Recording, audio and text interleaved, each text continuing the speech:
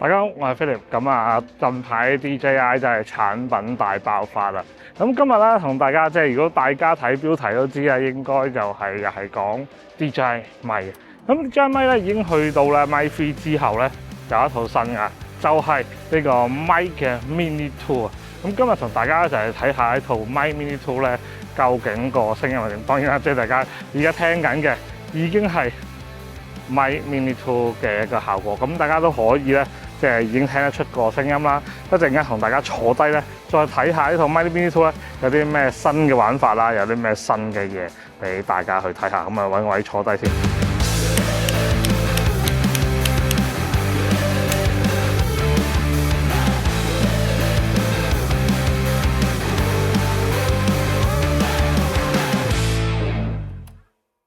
咁今代咪 Mini 2咧最亮眼一定係呢個彩虹色嘅外殼啊！咁大家就可以按自己需要咧，就去用唔同嘅顏色。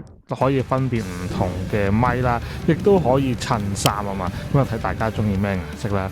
咁當然就同大家先開箱咧，睇下呢隻咪 Mini 2嘅一個1對2嘅版本啦。咁呢一個咧就係已經包埋晒所有嘅顏色。咁啊，我哋而家就同大家開箱睇下入邊有啲乜嘢先。咁其實今代咧亦都係有好多唔同嘅改進啦，亦都係咧可以話俾大家聽下。咁啊，究竟咧同之前咪 Mini 有咩分別嘅？咁先同大家咧開箱咧1拖2嘅版本先，咁亦都係咧有傳統一個袋仔俾大家啦。咁大家發唔發覺入邊多咗啲嘢咧？一打開冇錯啊，就係咧嗰隻透明殼，咁就係有10隻色啦。咁亦都係咧大家咧可以同唔同顏色，譬如有透明啦，有黑色啦，有紅色啦、綠色啦、藍色啦等等嘅顏色俾大家去換嘅，咁都幾有趣。咁當然啦，3.5去3.5啦 ，Type C 線啦，呢啲都不可缺噶啦。咁另外當然有啲磁石啊、防風毛毛啊，同埋兩個黑色嘅，即係透明黑色嘅一個外殼俾大家換翻啦。咁充電盒可以提供俾大家咧48個小時嘅續航能力嘅。咁我哋充電盒咧就係可以擺得晒啲配件上去啦。咁當然你就可以擺埋線啦，擺埋毛毛啦，擺埋個接收器啦，都係可以一齊擺晒上去嘅。咁打開之後見到1拖2嘅主體啦，兩隻咪，咁一隻就接收啦，亦都係有個説明喺度話俾你聽咧，嗰個控制係點樣啊？驚大家唔記得，因為非常之貼心嘅。咁另外咧，大家咧都可以次級次翻上面嗰個位嗰度啦，擺線啦，咁都係擺得晒上去嘅。咁嘅主體咧就係好類似最近咧即係 Mini 1嘅時候嘅一個主機啦。咁後面咧仲有個 Type C USB-C 嘅，咁亦都可以換翻咧一個插嘴啦，就插 Type C 啦，可以插翻喺咧一啲你想要嘅 Type C 嘅 device 上面嘅。咁至於主體方面咧，雖然佢係一個叫做透明嘅殼啦，咁咧另外咧佢都可以有個磁吸嘅夾嘅。咁呢個磁吸夾有個用處又幾好嘅，咁就係咧佢可以咧唔同方向咧都係可以做到個磁吸嘅唔同嘅方位。咁變咗咧你喺啲衫上面咧有唔同嘅位置嘅時候咧，你就可以磁吸到唔同嘅方向啦。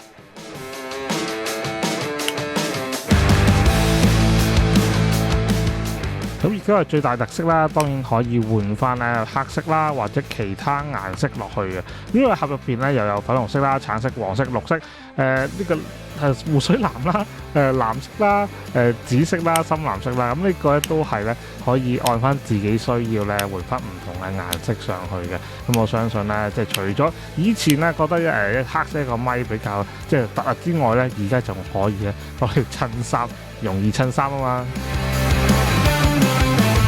咁如果大家係呢個1拖2嘅全能版啦，始終佢嗰個接收度咧係可以有硬體嘅較個 DV level 啦。咁無論係用相機啦，或者係用手機版咧，都係可以直接較到嘅。亦都係啦，如果你買咗手機接收器嘅話，亦都可以擺埋落個盒入邊，非常之方便嘅。咁如果大家想校設定咧，亦都可以直接將個接收器插翻落 iPhone 度啦，用翻個 DJI 個 Mimo 個 app 啦，咁就可以校到一啲唔同嘅設定，例如係防止嘅爆音嘅大細聲啦、安全音軌啦，又或者咧呢個降噪啦、強弱降噪啦或 off 降噪都係可以㗎。咁呢個咧都會同大家去測試下究竟個聲音係點樣啦。咁呢幾樣嘢都係幾重要嘅，例如防爆音啦。咁啊，大家咧都知道有時突然大嗌啦，又或者咧聲音突然間好大咧，都驚爆聲噶嘛。咁佢就可以 auto 開到呢樣嘢嘅。可能比較多人咧就可能用iPhone 啦，或者 Pocket 自拍啦。咁有陣時咧，大家咧即係都未必明白點解一定要帶咪，因為見到有啲好可能就咁樣講嘢咧。其實大多數人講嘢咧，其實都唔係話太大聲啦。咁其實內置咪咧，即係幫助係有限嘅。即係我哋習慣拍自拍啦，或者拍 vlog 啦。咁我哋講嘢比較大聲啲，可能就會好啲嘅。咁但係面對一啲風聲啦，面對一啲嘈雜環境咧，即係你冇帶翻個咪咧，真係爭好遠嘅。嗱，例如如果一試下咧，究竟如果我而家 off 咗個咪咧，會產生咩後果咧？咁我哋試下將個咪 off 咗之後，用翻 iPhone 原生嘅咪咧去聽下，已經係17 Pro Max 啦。咁啊，聽下個聲係點樣，再聽下咧。加咗咪之後個效果係點樣咧？咁而家就係 iPhone 而家17 Pro Max 嘅內置咪啦，咁啊前置鏡頭內置咪嘅自拍，咁啊睇一聽下咧，就冇用緊個咪嘅啦，聽到冇用緊個咪嘅，咁啊用緊個 iPhone 嘅聲嘅，大家可以聽下聲音。咁之後我插翻個咪咧，再俾大家聽下，究竟加咗咪之後咧，其實真係爭幾遠嘅。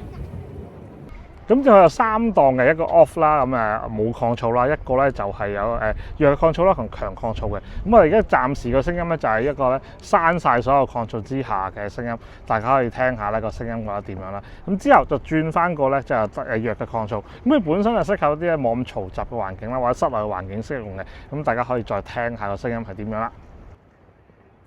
咁而家咧就係開咗個弱抗噪之後嘅聲音啦，大家亦都可以聽下聲音係點樣啦。咁其實一般嚟講咧，即係如果大家正常使用咧，用翻弱抗噪就可以啊。咁即係如果真係太嘈雜嘅環境，你真係戶外啊成啊，咁你開翻強抗噪亦都可以嘅。咁我而家聽下個弱抗噪嘅聲音啦，亦都係而家即刻咧就轉翻個強抗噪，再聽下聲音係點樣嘅。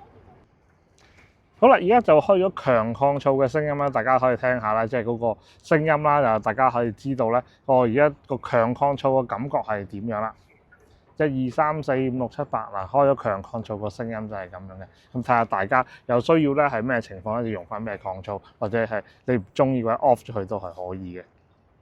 咁其實佢有3檔唔同音色咧可以設定啦。咁大家頭先聽到咧就係普通標準嘅設定啦。咁我而家試下咧較明亮俾大家聽下啦，個聲音究竟嘅感覺係點樣先。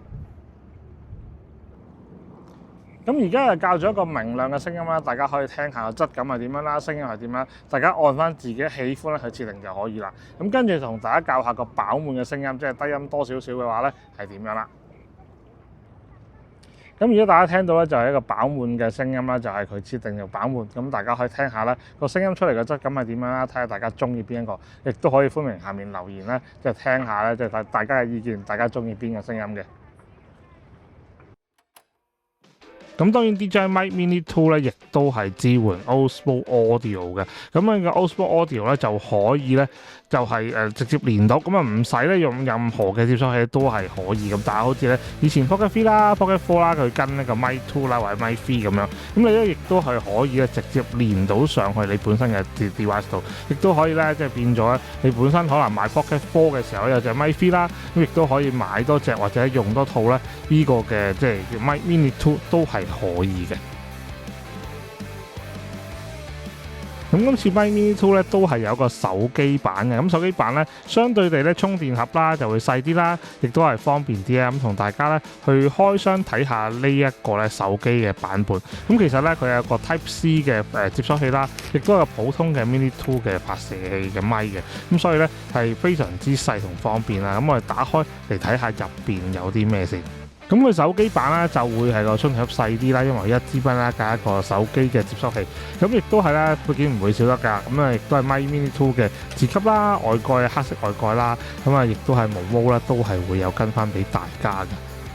咁大家見到個充電盒啦，非常之迷你。咁一個手機嘅 Type C 嘅叫做接收器啦，咁亦都可以有硬體嘅接收咧，即係之後咧就可以校到咧呢個冇 original 嘅聲啦，原裝聲啦，低抗噪啦，強抗噪都係可以嘅。咁亦都可以支援2支咪咁。如果你有其他咪咧，亦都可以運用落去，例如係 Mic 2啦、Mic 3咧，都可以運用到喺呢個手機嘅接收器度嘅。咁亦都係咧非常之方便翻咧。本身你哋已經有咧一套咪啦，咁一隻咪加埋呢一套套裝嘅話咧，就可以變咗2隻咪都用得啦。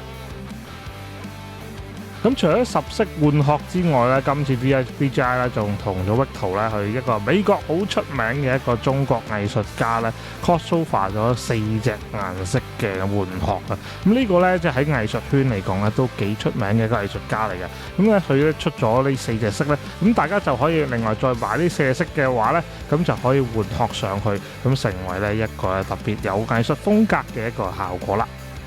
咁其實今次 DJI 定位咧，其實都好清楚自己咧 mini 嘅定位嘅，咁一個好平價就可以得到一個好好嘅聲音嘅一套咪啦。咁大家都知道啦，其實咪 mini 咧本身已經好好啦，咁亦都咪 mini 2咧改善咗一啲大家想有嘅嘢啦，例如即係佢換顏色嘅外殼咧，咁啊亦都係咧近嚟咧好多人討論嘅話題，就話咧成日都見到咧黑嗰第一粒咪咁咧，即係得個 DJI logo 咧好悶啊，咁啊想咧有啲唔同嘅新意。咁對於一啲咧即係非專業嘅用家啦，一啲平時發博啦，一啲自己想自拍下嘅用家咧，即而且確呢個可以換顏色啦，可以按自己嘅着衫啦，又或者按自己嘅心情啦去換顏色咧，即而且確咧係有一番咧即係特別有趣嘅即係換意嘅。咁大家都可以咧就嘗試去睇下，留意下呢套咪啦。咁今日希望今條片咧大家會中意，記得 like 撳 share、subscribe 我哋 channel，有咩意見下面留言俾我哋一齊傾下。我哋下一次再搞更多新嘅嘢同大家去試下啦。下次再見，拜拜。